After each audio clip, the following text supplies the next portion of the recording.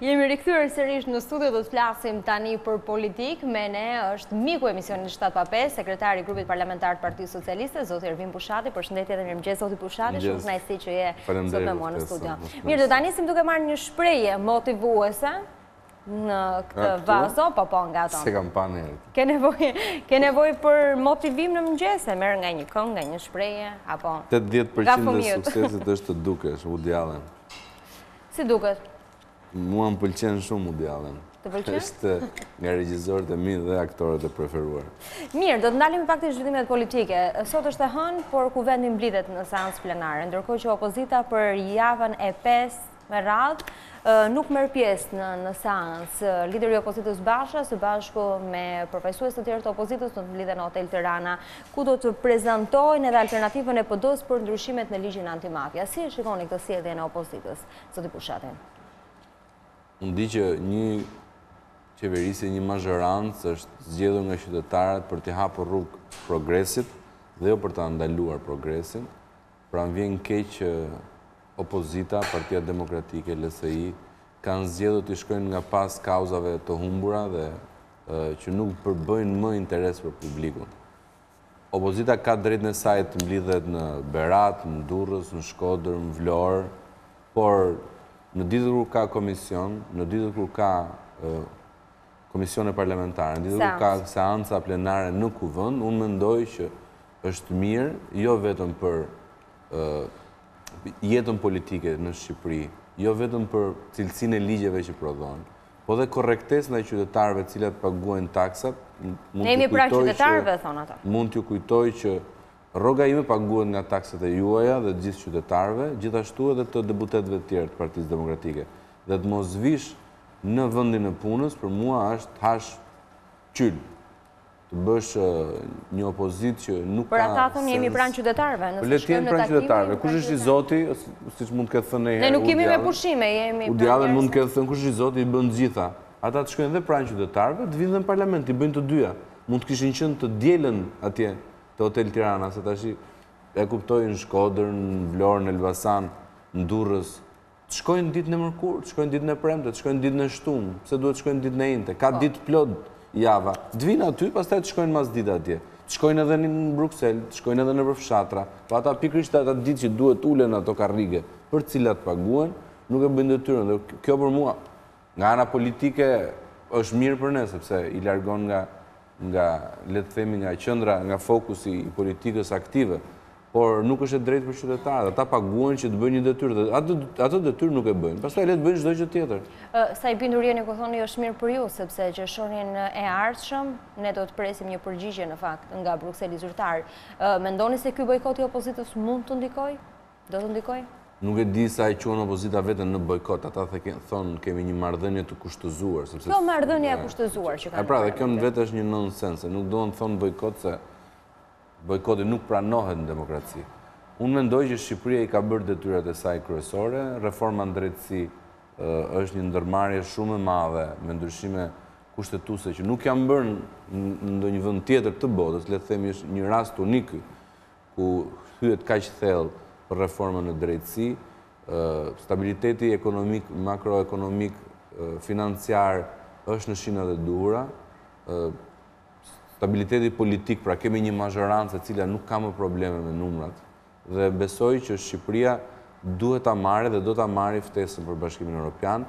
Mos harrojmë që pavarësisht se si do të jetë sjellja e opozitës nëse do të ketë protestë. Nga 28 vende, vetëm 2 vende nuk ishin dakord që Shqipëria të ftohej që këtë vit, për arsye të tyre politike, sepse teknicienët dhe raporti politik i Komisionit të Europës ishte që Shqipëria duhet të hapesh negociatat që në qershor të këtij viti, për arsye të brendshme politike të Francës dhe të Hollandës kanë menduar që të shtyn ftesën për një vit. Unë nuk mendoj që ftesa do jetë negative, Shqipëria meriton, jo vetëm Shqipëria, por edhe vendet e tjera të Ballkanit, prandaj ishte në paketë, edhe Maqedonia dhe Shqipëria kanë bërë shumë. Mos harrojmë që por kemi shumë reforma për të përmbushur deri vitin tjetër, zot. Reforma ka shumë dhe punë ka shumë. Shqipëria nuk ka rrugë të shkurtër drejt demokracisë dhe shtetit ligjor. Ka vende të tjera që punojnë nga 200 vjet për të qenë në këtë ditë ku janë sot në Europë. patjetër që ne kemi pasur ato mangësitë tona në kohë, që nga pushtimet e gjata, nga diktatura e çmendur, gjitha këto. Mos harrojmë që Shqipëria nuk ka as 30 vjet në demokraci dhe në shtet ligjor, ne po i bëjmë hapat e shpejta, por kjo kërkon kohën e vet, domethënë maturimi edhe shoqëror, edhe politik, edhe demokratik është në sinkron, pra është një simbiozë e shoqërisë që hecën hambasapi në të njëjtin ritëm. Do të ndalim pak të situata ekonomike në vend. Sot partitë opozitare do të prezantojnë edhe një platformë ku PD-ja ka propozuar disa ndryshime në ligje që synojnë të japin fund koncesioneve dhe kompanive offshore. Ndërkohë kemi nga ana tjetër ministrin e ekonomisë zotin Ahmeta, i cili ka prezantuar një paketë të re fiskale për vitin 2019, ku 91% e bizneseve sipas tij do të përfitojnë ulje. Si duken këto zhvillime? Po sot më shumë se 11.000 biznese paguajnë vetëm 5% tatim fitimi. Pra që sot që flasim, më shumë se gjysma e bizneseve në Shqipëri kanë një tatim fitimi prej 5%, që është minimal, le të themi. Dhe kjo ka qenë në fokus dhe në ofertën tonë dhe iniciativën tonë për të formalizuar ekonominë shqiptare. Pra që më në fund ekonomia dalin dritë në diellit, mos kemi më njerëz që paguhen në zezë, nuk paguhen sigurime shoqërore, pra të mos kemi përfitime nga puna tjetrit pa i garantuar pensionin, sigurime shoqërore, të drejtat që i lind në një shoqëri kur punësohesh. Dhe kjo ka qenë arsye që ne kemi ulur tatim fitimin në këtë mazë. Gjithashtu kemi ndërmarrë një sër iniciativash për ndihmuar turizmin, agrobiznesin, kemi ulur TVSH-n në 6% nga 20% për gjithë turizmin. Kemi përjashtuar nga taksat çdo investim strategjik turistik që ka të bëjë me zonat të caktuara, me hotele me 5 yje. Kemi mundësuar që bizneset që merren me prodhimin bujqësor në mundësi bashkëpunimi, kooperimi, pse jo, në qoftë se lidhen dhe përmirësojnë ofertën e tyre në treg, tatim fitimi u shkon pra 5%, pra kjo është një tjetër thirrje për çdo biznes agrar që në momentin që bashkon mjetet e prodhimit për të prodhuar dhe për të dalë në treg me sa më standard, për të dalë në treg më lirë, do të ketë një tatim fitimi për 5%. Pra, gjithashtu, për agrobizneset është menduar që të ketë tatim fitimi pra 5%. Të gjitha këto lehtësira janë ndërmarrë që çdo biznes i vogël ta ketë më të lehtë për të dalë në treg, për të konkuruar dhe për të rritur ofertën. Dhe kjo i ka dhënë efektet e veta. Shqipëria sot ka një normë rritje ekonomike mesatarisht 4% në raport me GDP-n, deficiti buxhetor. Por prapë është në nivele të ulta? Pra gjithë të masa, pritet që të ketë një rritje edhe më të madhe në vim? Rritja ekonomike është e kënaqshme. Tash ne të gjithë duam që ekonomia të ecë më mirë, ne të paguajmë më shumë, ne të jetojmë më mirë, por çdo gjë ka kohën, ka momentin, ka periudhën e vet, dhe mendojmë që ne sot jemi në një cikël virtuoz quhet në ekonomi, kur ka dhe rritje ekonomike, ka dhe ulje deficitit buxhetor, ka dhe ulje të borxhit kombëtar, në këtë vit u shkon në 67.5% raport me GDP-n. Kemi norma apo kosto e paras, normat e interesit në treg janë shumë të ulta, pra sot marrësh një kredi në banka është shumë më e favorshme, më e leverdishme, pra kanë rënë interesat bankare, dhe kjo bën që gjithë ky cikël virtuoz që quhet në termat ekonomike të ndihmojë biznesin, të ndihmojë ekonominë shqiptare. Tash ne gjithë duam që Shqipëria të jetë sa më mirë, se ndryshe do ta kishim dhe ne më të thjeshtë, pra patjetër që çdo politikan, çdo mazhorant, çdo që ekonomia të ecë sa më mirë se ai përkthehet në vota. Nuk ka sens që një mazhorant të mos punojë për këtë. Puna është sa efikase për të përzgjedhur instrumentat e dur, por dhe që të presësh mrekulli, që të themi tash do rritet me 20% ekonomia shqiptare, këto janë për të gënjur qytetarët. Pra, ne sot, nëse unë nuk e di ofertën e Partisë Demokratike, por mendoj që rreth parë duhet të jetë në parlament për të bërë punën, për të bërë detyrën për cilën paguhet, të diskutojë edhe me ligjet që na sjellin. Patjetër që opozita është vlerë, jo vetëm se duhet aty për të krijuar dekorin, por opozita i bën një presion pozitiv dhe qeverisjes, pra dhe ministra do silleshin vina na me propozime konkrete për sa i përket çështjes së koncesioneve, në fakt që është një shqetësim jo vetëm i opozitës, por edhe kreu i Komisionit të Ekonomisë zoti Braçaj ka përmendur her pas here që ka nevojë për ndryshim. Ne shpesh kemi debate patjetër konstruktive, Partia Socialiste njihet. Po patjetër.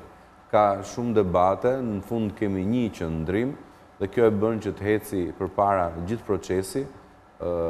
koncesionet nuk janë një shpike Parti Socialiste, nuk janë asnjë shpike shqiptare, sot funksionon në gjithë botën, pra ka dy mënyra që mund të rritet ekonomia, o të rrisim taksat, sepse të gjithë ne sot kërkojmë shërbime më të mira, duam rrugë më të mira, spitale më të mira, gjykata më të mira, polici më të mirë, duam infrastruktura më të mira, shkolla më të mira. Gjitha këto bëhen me dy mënyra. O do rrisim taksat, që zakonisht qytetarët nuk i pranojnë, në gjithë botën, në vetëm Shqipëri, ka një aversion natyral genetik ndaj taksave, njerëzit, dhe pa tjetër, po pa taksa nuk mbahet shteti, pra për të mos rritur taksa do duhet të gjejmë mënyra të tjera për t'i dhënë iniciativë biznesit, pra jetojmë kapitalizëm, pse mos ta ndihmojmë biznesin që të investoj, sidomos kur ka dhe para në treg, ka para në treg, e thash edhe njëherë interesat janë të ulta, mund të marrin kredi shumë bizneset dhe të fillojnë edhe të bëhen partner me shtetin, dhe shteti ato investimet cilat mund t'i kryen dhe mbas 25-30 vitesh, se ju thoni që nuk kemi kohë, dakord, e dim, gjithë kemi një jetë biologjike 70-80 vjeça. Edhe 30 vjet pas janë shumë. Dhe të gjithë nuk thonë që hajtë presim dhe 50 vjet. Me këto rritëm investimesh që ka Shqipëria, sepse ka që Shqipëria i bie që gjithë ato rrugë që nuk janë bërë për 500 vjet, 600 vjet, se mos harrojmë tjerët e ka nisur shumë më para, dhe ne kemi një infrastrukturë shumë të mangët, që ose do duhet të bëheshin vetëm me investimet e buxhetit të shtetit, i bie që ajo rruga e arbërit që sot ka filluar, t'i binte rradha mbas 60 vitesh. Domethënë, nuk e dia ishin dakord ata qytetarë të prisnin, apo një rrugë tjetër që mund të bëhet nesër me Elbasanin, apo me Skraparin, me Sarandën, me Shkodrën. Po këto rrugë që po bëhen tani do t'i paguajnë dhe fëmijët tanë, apo? Në çdo gjë paguajnë qytetarët. Kjo është kontributi i shoqërisë. Dhe përveç se ndërtojnë nga buxheti i shtetit do paguhen edhe nga shoqëria, paguhen nga shoqëria. Nuk ka rrugë që paguhen as nga të huajt, as nga alienët, as nga para që rriten në pemë. Gjithmonë paguhen nga qytetarët. Kush thot ndryshe gënjen. Ne thjesht i kemi paguar disa herë. I paguajnë dhe i ndajmë. Pesha pastaj se si shkon, si shpërndahet, dhe sa e drejtë është patjetër, kjo është për diskutim, për të gjetur modalitetin, për të gjetur mënyrën që qytetarët të jenë sa më transparente kostot pra. Dhe në këtë pikë është shumë e rëndësishme që të kuptojmë që vetëm drejtësia mund të sjellë një transparencë apo mund të penalizojë, pra të fusin mbas hekurave ata që abuzojnë me fondet qytetarëve. Po të jetë për politikanët, nuk mund të presësh që një mazhorancë dhe një opozit të vetë pastrojnë njëra tjetër, apo të vetë pastrojnë veten, apo të shkojnë te ai burimi përhershëm i zgjedhjeve dhe çdo 4 vite të ringjallen apo të ripastrohen apo të bëjnë një katharsi dhe dalin të pastra. Nëse nuk dënohen dhe nuk penalizohen nga drejtësia, së cilës ne i kemi hapur rrugë, një drejtësie të re me reformën drejtësi, patjetër që këto efektet do të ndodhin. Mos harrojmë që kryetari apo një nga kryetarët e opozitës sot, se nuk e di kush është kryetari vërtet i opozitës, por Lulzim Basha, le të themi, zoti Basha. Tani duhet ta keni të qartë pas kaq vitesh se Bushati, pas 5 vitesh. Un kam të qartë që kemi ne kryetar mazhorancë, po se kë kanë ata, as nuk më intereson dhe nuk e di me drejtën, ne nuk e di se kush e drejton opozitën. Unë sinqerisht nuk e di, ju po ta dini mirë bëni. Kur ka qenë ministër transport, Lulzim Basha, ka akoma një çështje të hapur në prokurori për një abuzim me mbi 230 milionë euro për rrugën Rrëshen-Kalimash, 61 kilometra. Në 61 kilometra mungojnë 230 milionë euro. Po të ishin këto para, sot kishte mbaruar Unaza Tiranës, kishte mbaruar ndoshta edhe Shkodër-Sarandë. Por ju kur erdhët në pushtet tha që do t'i rikthehemi këtyre çështjeve në fakt. Çështjeve i rikthehet prokuroria. Do të jetë po ju atëherë pretendoni se do të ishin mbrapa hekurave këto. Këtë po bëjmë. Po ngrejmë një prokurori që më në fund të jetë e pavarur, të jetë efikase, të jetë vetrime, pse jo, të ketë gjitha instrumentet legale për të qenë e trimëruar, dhe më në fund të hapi prapë dhe të çështjen po dhe Lulzim Bashës. Do të rikthehemi edhe çështjes së prokurorisë, se duket se nuk janë ujëra të qeta as aty. Por fillimisht duhet të ndalem tek çështja e pronave, ujërat e qeta janë vetëm në detet vdekura. Kështu që dhe aty ku lëvizin ujërat patjetër ka jetë. Nëse do ishte si deti vdekur me kripe dhe mirë, ujërat pastra. Do të ndalemi çik tek çështja e pronave, letjen trashëgora. Mirë, çështja e pronave është një problem shumë i madh për Shqipërinë. Në fakt, ditën e djeshme Këshilli i Evropës duket se i ka thënë një okay qeverisë, ku mekanizmin që ju jeni duke përdorur ka thënë që është një mekanizëm, le të themi, i drejtë. 10 vjet zgjidhet çështja e pronave në Shqipëri. Po, kaq e koklavitur sa është kjo çështje?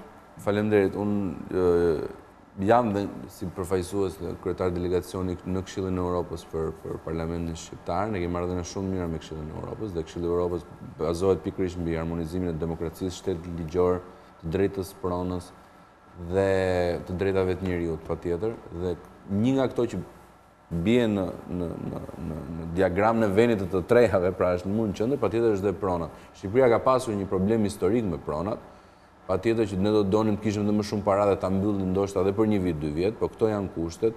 Megjithatë, prona ka një vlerë që vlerësohet çdo vit. Pra nëse një pronë para disa vjetësh bënte 2 milion, nesër mund bëj 5 milion, 6 milion, pra kjo e bën progresiv problemin. Dhe varet edhe ku është prona. Nëse prona për shembull është në një vend që kushton më pak, patjetër që është më kollaj për tu shlyer. Unë mendoj që deri më sot ne kemi ecur me një ritëm të kënaqshëm, mund të ecë edhe më shpejt, por patjetër pastaj këto para do duhet të hiqen nga shkollat, të hiqen nga rrugët, të hiqen nga investimet. Po të kishim para, do të kishim paguar. Nuk është se mund dalim sot në treg dhe të marrim një borxh të shtuar, sepse prapë do ta paguaj vajza juaj edhe djemtë e mi. Kështu që t'ja heqim vetes dhe t'ja lëm fëmijëve nuk është e drejtë. Unë mendoj që kjo është në një rrugë të drejtë dhe nuk shpresoj dhe nuk mendoj që edhe vendet e tjera të Europës presin që Shqipëria t'i japi zgjidhje për 5 vjet apo për 10 vjet çështet prona. Unë mendoj që mund të ketë dhe mekanizma më të sakta, mund të shikohen mënyra të tjera kooperimi, pse jo të jemi edhe më kreativ, shikohet me vlerën e momentit, shikohet me vlerën e tregut. Megjithatë ka dhe diçka që vlerat e pronës rriten me kalimin e kohës. Mos kemi parasysh që investimet që bëhen edhe nga shteti ja urrisin vlerën e pronës. Një pronë që mund të ishte në mes të fushave në momentin që kalon një autostradë, pra me kalimin e kohës rritet vlera e pronës. E bën atë shumë më të pëlqyer. Unë di që te pazari i ri vlera e pronës është rritur 3 fish, me që u bën një investim nga Bashkia e Tiranës dhe shumë investime të tilla, sidomos qytetin e Tiranës. 3 fish duket pak e egzageruar, po. Jo, s'është egzageruar, po të pyesni për. Domethënë se një shtëpi shitej me 1.000 euro shitet me 3.000 sot. Qirat janë 3 fish, që tregon që në njëjta gjë vlen dhe për vlerën e pronës. Mund ta bëni një investigim vet ju. Po, duket prap 3 fish duket shumë.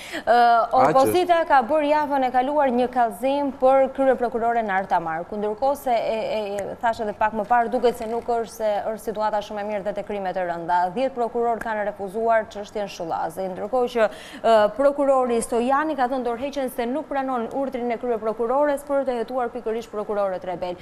Çfarë po ndodh? Çfarë po ndodh ndërkohë që këta peshqit e mëdhenj vazhdojnë të jenë ende jashtë? Çfarë po ndodh me këtë prokurori? Unë di që procesi vettingut po ecën shumë mirë. Në të gjitha takimet ndërkombëtare ne marrim inkurajim dhe mbështetje për reformën në drejtësi, e cila ka treguar që më shumë se gjysma atyre që ne mendonin që ishin prokuror dhe gjyqtar të Republikës së Shqipërisë ishin njerëz që punonin për xhepin e tyre. Dhe gjysma e tyre ka dalë sot nga sistemi. Unë këtë ditë them si politikan. Pastaj çështjet si shkojnë aty brenda, ku ndahen, si ndahen, dhe kush refuzon, kjo tregon që Opozita thotë që kryeprokurori është e kapur nga ju. Nga mazhora. Opozita tash e ka hapur atë thesin e invencioneve, që mos themi të mashtrimeve, dhe thotë që është gjitha janë të kapur nga mazhoranca. Opozita ka thënë është e kapur nga mazhoranca, edhe ambasadori amerikan, edhe ambasadori e Bashkimit Evropian. Ta që u larguan. Edhe kryeministrat, edhe Angela Merkel, për cilë kanë shumë respekt. Qa nuk thot opozita, po, nuk komentoj opozita. Le të vinë vetë, ta thonë, ti qojnë, po, shumë mirë. Ata qojnë te prokuroria, prokurorën. Të që nuk e di sa sens bën kjo. Edhe nga nga taktike më duket e marë, po, me gjitha të, unë inkurajoj prokurorin, dhe sidomos organet e vettingut, që ndoshta brenda këtij vitit shojmë të mbyllura edhe SPAK-un edhe Byron e Hetimit, të cila janë 2 institucionet të bazë që mendoj që do të merren me çështje shumë të rëndësishme, me korrupsionin, krimin e organizuar, me politikën patjetër. Vettingun në politik? Atëherë, vettingun politik ka çdo, është njësoj se thua vettingun në art, vettingun në biologji, vettingun në agriturizëm, vettingu është një vetting. Çdo herë që i vendoset një mingarkesë, për mendimin tim është për të shmangur vettingun në blok, në monolit. Politikanët o i largon me votë qytetari, ose duhet të shkojnë atje mbas hekurave nëse kanë bërë krime, ose kanë bërë korrupsion, ose kanë marrë vendime pa drejta. Po qytetari zgjedh ato që ka vendosur në listë kryetarin. Të votojnë partinë tjetër, është shumë e thjeshtë. Demokracia sot është aq e hapur, ka aq shumë parti, ka aq shumë mundësira për të zgjedhur, dhe për më tepër që vettingu do të thotë që të largohet një politikan, edhe të shkojë edhe të vazhdojë jetën, ndërkohë që nëse drejtësia merret me atë politikan, jo vetëm me hiq nga politika, po e futet edhe mbas hekurave. Deri tani nuk kemi parë raste të tilla përveç ish ministrit Ksera. Do të shikojmë raste të tilla, do shohim shumë më tepër. Unë mendoj që shiko, tash presë që ta bëj politika është pa sens. Ne pikërisht për këtë e bëm reformën drejtësi, që politika më në fund politika të ketë duar larg nga drejtësia. Drejtësia tash duhet marrë jetën e saj dhe të fillojë të ndëshkojë dhe politikanët. Dhe një pyetje të fundit, zoti Bushati, se jemi shumë keq me kohën. Kreu të KLSH. Nuk është fajin. Po bëjmë rubrikave. Kreu i KLSH zoti Bujarleska e përfundon mandatin së shpejti. Ndërkohë zoti Braçe ka deklaruar pak më parë se dhe kreu i KLSH do të kalojë përmes procesit të vettingut. Sa e vërtetë është kjo dhe në këndvështrimin tuaj është e nevojshme? Ne kemi nisur një traditë, le të themi sot një proces shumë të mirë në Komisionin e Ekonomisë, ku janë diskutuar dhe kanë kaluar dhe janë përzgjedhur figura, mendoj, me integritet deri më sot për shumë institucione të pavarura. Përshëndes të zgjedhjen e guvernatorit Bankës Shqipërisë, i cili ka bërë një punë shumë të mirë. Kemi përzgjedhur kreun e AMF-s, kreun e Autoritetit të Konkurrencës, kemi përzgjedhur Komisionin e Prokurimit Publik me një përzgjedhje shumë të gjerë për gjithë komisionerët dhe me intervistime shumë të gjata. Mendoj që do bëjmë më të mirën prapë edhe për kreun e KLSH-s dhe ky është një proces si gjithë tjerët që tregon seriozitetin e kësaj mazhorance. Pra, është e lidhur njësoj me seriozitetin për reformën drejtësi, për rritjen ekonomike, për çdo angazhim që ne kemi marrë me qytetarët. Dhe patjetër që janë procese të hapura ndaj publikut, transparente, për të përzgjedhur njerëzit më të mirë. Sepse dhe ne duam të bëjmë më të mirën, se në fund ditës ne do votohemi për këtë, qoftë zgjedhje lokale, qoftë zgjedhje përgjithshme. Dhe ka të bëjë shumë sa njerëz të mirë për zgjedhjen. Zoti Bushati, ishte shumë kënaqësi që ishit këtë mëngjes me mua. Ju uroj një ditë sa më të mbar. Edhe suksese me studion e. Faleminderit. Ishim në studio me sekretarin e grupit parlamentar të Partisë Socialiste, zotin Ervin Bushati. Ky është emisioni 7 pa 5 për ditën e sotme.